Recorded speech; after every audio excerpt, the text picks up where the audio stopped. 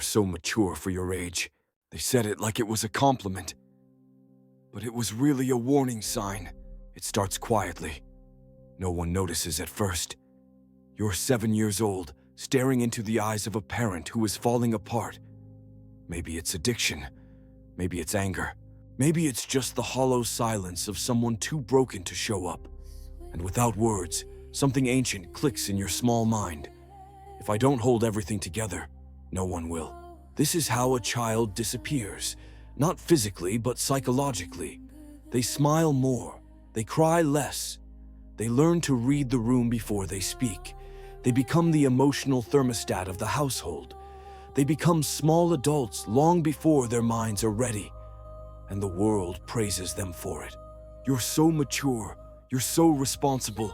You're so strong.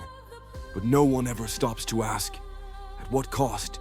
This is the invisible grief of those who grew up too fast.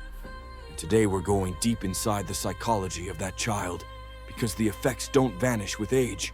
They shape you. They follow you into relationships, careers, your sense of worth. And if you don't understand what happened, you'll spend your adult life repeating the survival patterns that once saved you, but are now slowly killing you. Let's start with what's really happening developmentally. When children are forced to emotionally support adults instead of the other way around, psychologists call this parentification. It's when a child becomes the caregiver, the peacekeeper, the therapist, the protector. This isn't just unhealthy. It rewires the brain. Because when a child is consistently put in charge of emotional regulation, either their own or others, it creates something called hypervigilance. You're always scanning for danger. You walk on eggshells. You learn that love is a transaction. You give peace, and maybe they'll give you safety. You learn that your needs are dangerous, and theirs are urgent. So you disappear, not physically, but emotionally. And in your place grows a version of you that performs well. You become the good child, the quiet achiever, the therapist friend, the one who never asks for anything. And you wear that identity so convincingly that even you forget it's a mask.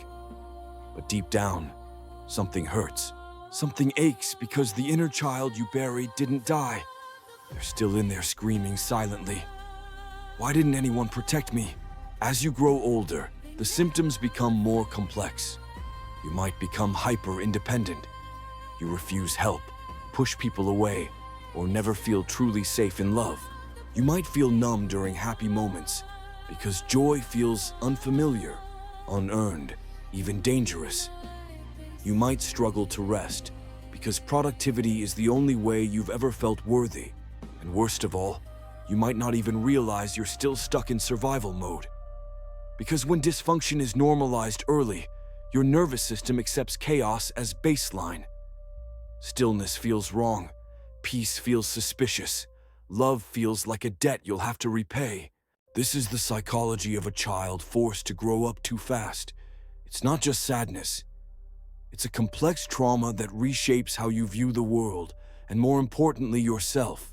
Now you may ask, why would any child willingly take on that role?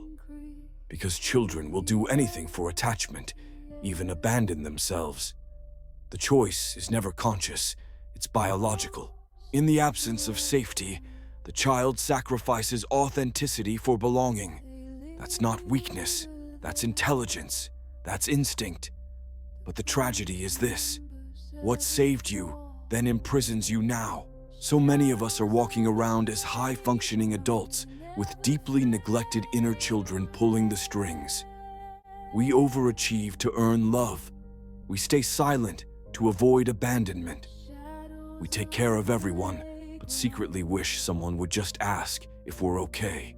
And that fantasy that someone will notice you're not as strong as you pretend to be. That maybe, just maybe, you'll finally get to fall apart and be held.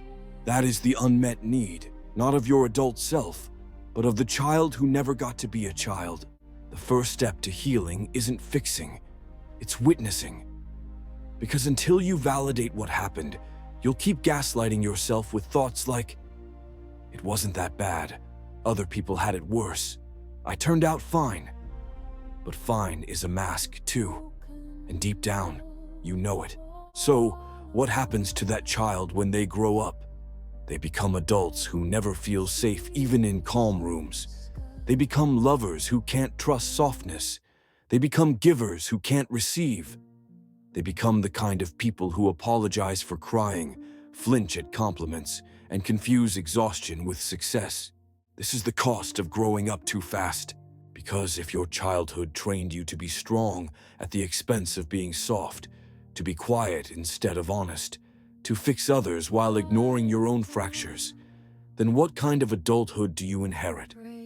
You inherit a life where you're always holding your breath, waiting for someone to give you permission to finally fall apart. But here's the truth. No one's coming to rescue the child you buried. You are the one who must go back and hold their hand.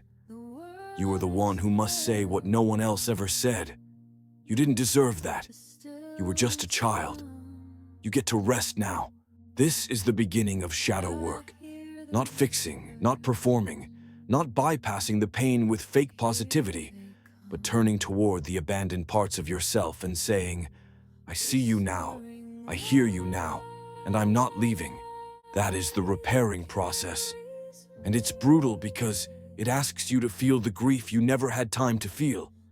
It asks you to sit with the rage, the sorrow, the unmet needs, to weep for the birthdays where no one showed up, to mourn the innocence you lost while protecting people who should have protected you. But that grief, it's not weakness.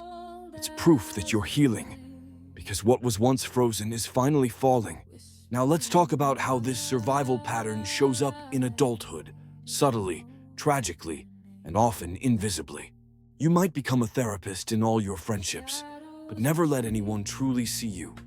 You might be praised for your independence when deep down you're terrified of being a burden. You might be in relationships where you overfunction, always fixing, managing, over-explaining, and wondering why you feel resentful. You might struggle with boundaries because saying no still feels like betrayal. These are not personality traits. They are coping strategies, learned, conditioned, and the good news, unlearnable. But only when you stop idolizing your strength and start honoring your wounds. One of the most powerful things you can do is ask your inner child, what did I need back then that I never got? You may hear answers like, I needed someone to tell me it wasn't my fault. I needed someone to ask how I was doing. I needed to play, rest, and laugh without fear. And slowly, very slowly, you begin to give those things to yourself. Not to fix your past, but to stop reliving it. This is how you stop seeking parents in your partners. This is how you stop mistaking anxiety for intuition.